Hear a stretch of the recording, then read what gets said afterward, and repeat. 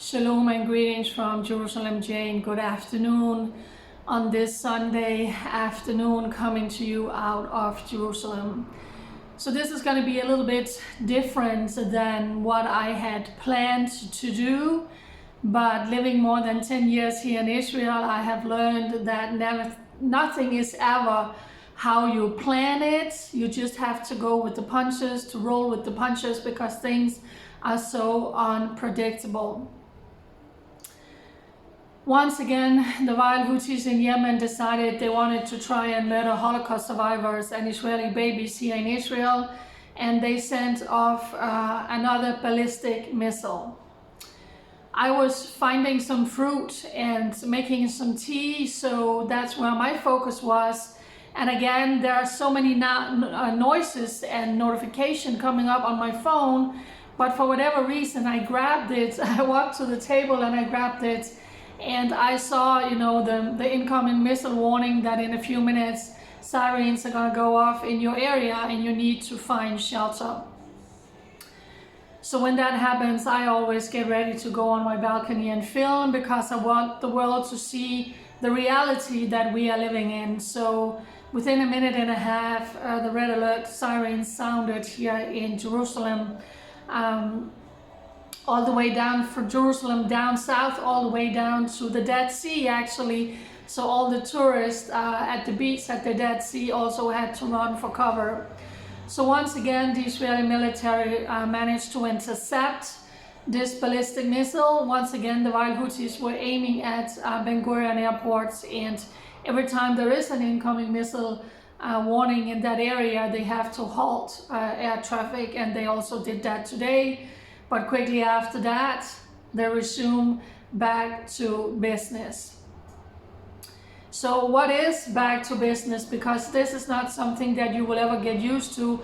And in one way, it does, because whatever you're doing, it's like, oh, is that the red alert? It is. Oh, okay, so run for cover, find shelter in whatever near place around you. And then we trust that our military is going to take it down, but still shrapnel was falling down out in Hebron area. These are massive shrapnel that's falling down, and that's why people have to take cover, because they can literally kill you if you're getting hit in your head by one of these shrapnels. So today, that's how this day began around noon, that this red missile alert came, and again, hundreds of millions of Israelis are running for their lives to bomb shelters. I was actually getting ready, because when the sun set tonight, we are going to go into festivities, to celebrating Jerusalem, the city of gold, God's holy city, the reunifications of Jerusalem. I will make another video and I'll speak a lot more about that tomorrow, but that's where my mind was at. That was what I was preparing for when the red alert missile notification came, and then you heard the siren.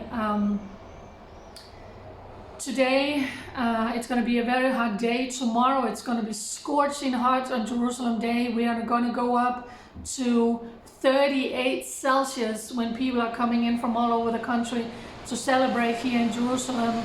And God's holy city. Jerusalem was born out of the heart of God. Israel was born out of the heart of God. And down through history, the Jewish people have been persecuted, hunted, and killed for no other reason than just being Jewish.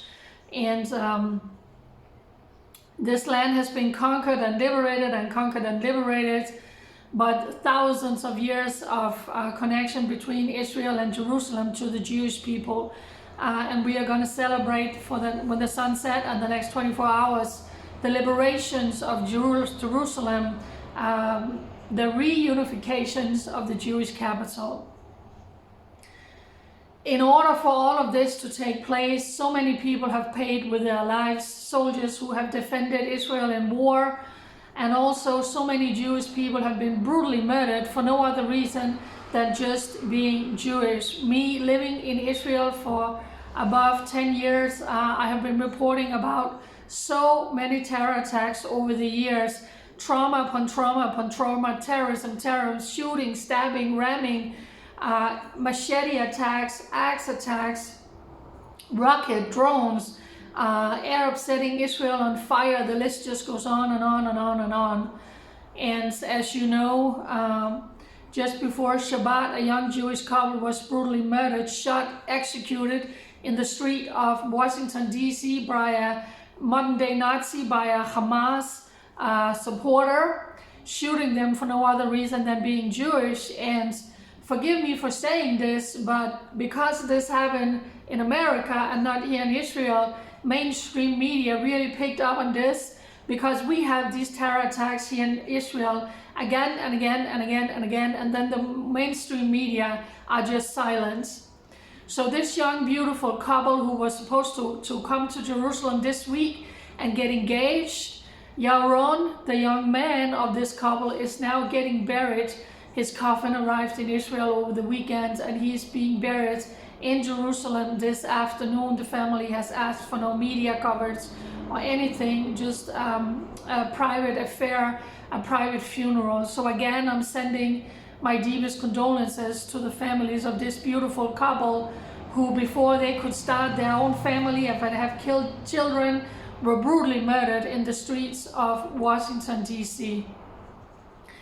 So there is so much trauma in this country, and I carry so much trauma from reporting about all of this for so many years, living in the midst of this, having a very dear friend and co-worker who was brutally shot, executed, also just, no, not shot, but stabbed in the neck, in the back, while he was out shopping for his family in Gaza.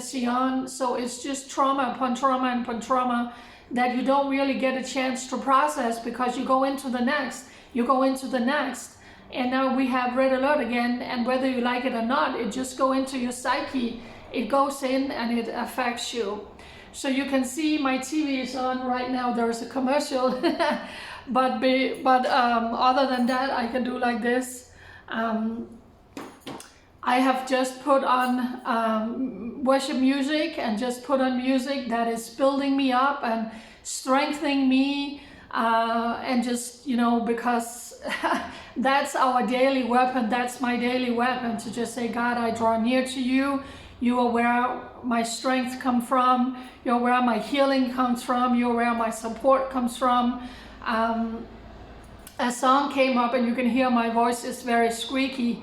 But a song came up, it goes something like this. Then sings my soul, my Savior God, to thee. How great thou art, how great thou art. Then sings my soul, my Savior God, to thee. How great thou art, how great thou art. Sorry for my voice, but I have just had that song on repeat and just saying, God, all the sorrow, the grief, the pain, the trauma that I carry, how great you are, then sing my soul. And that's what I've been doing today, while I'm also listening to some teaching from trauma.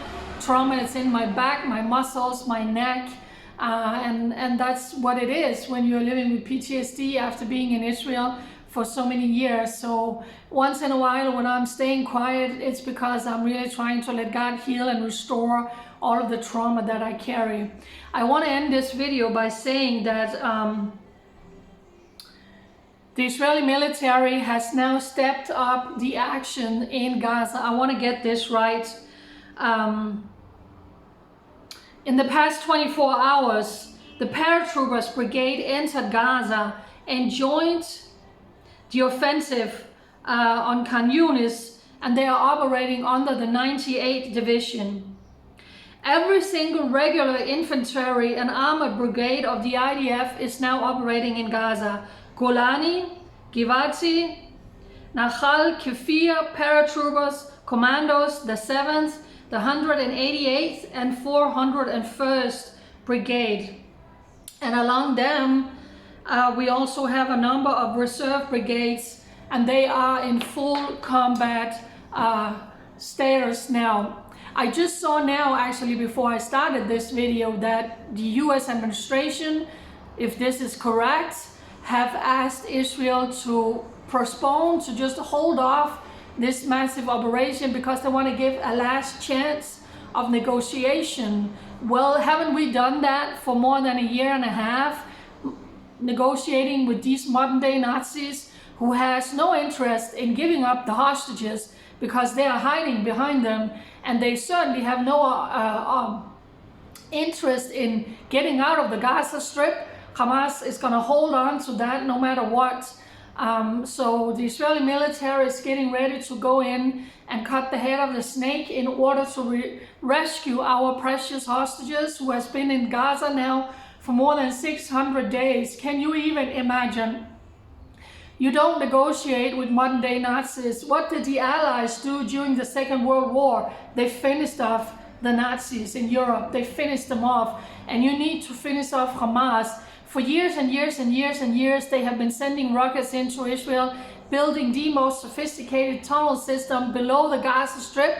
You have the surface city and you have the below city, and they are active under every school, every mosque, every kindergarten, every hospital beneath. You have Hamas command centers and tunnel network. So Israel needs to finish them off once and for all. 4 years ago, actually, on Jerusalem Day, they were sending rockets into Israel. 4 years ago, we have had another big operation in Gaza with more than 3,000 rockets fired into Israel from Hamas at that time. So we can't have this every other year that they are doing this. There's not one other country who would live with these modern day Nazis and this genocidal terror organization at your doorstep. So this is the biggest and hopefully the last massive operation in Gaza to get rid of these modern day Nazis once and for all, so the Jewish homeland is going to have some security and stability. Of course, the Wild Houthis in Yemen have said, well, if you do that, we are going to increase our ballistic missile attack on Israel. And as you saw right now, we had red alerts here today. So pray for Israel for such a time as this. Pray for all the soldiers who is inside Gaza fighting these Hamas terrorists. Many of them have served for hundreds of days already and they're tired. I can't imagine the pain in their neck, their back, their feet, their knees. Mentally, they have lost, I don't know how many thousands of soldiers who has been killed. I just saw, or hundreds of soldiers who have been killed.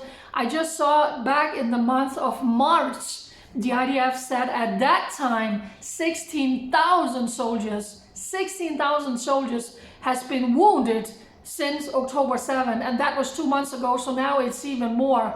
But they are showing up in numbers when they are being called up, because once and for all, they need to liberate Israel, so we don't have, or liberate Gaza from all of these Hamas terrorists who has one goal, and that is to eradicate the Jewish people. So pray for all of our soldiers, pray for their families, pray for their wives, their children, their parents, their siblings, aunts and uncles and grandparents who now have 1, 2, or 3 of their beloved fighting in Gaza. It's time to finish them off once and for all. So there you have it, just an update from Jerusalem Jane with a squeaky voice. Pray for Israel, and if you're coming to Jerusalem for Jerusalem Day tomorrow, take precautions. We're going to have 101 Fahrenheit, which is 38 Celsius. Bye.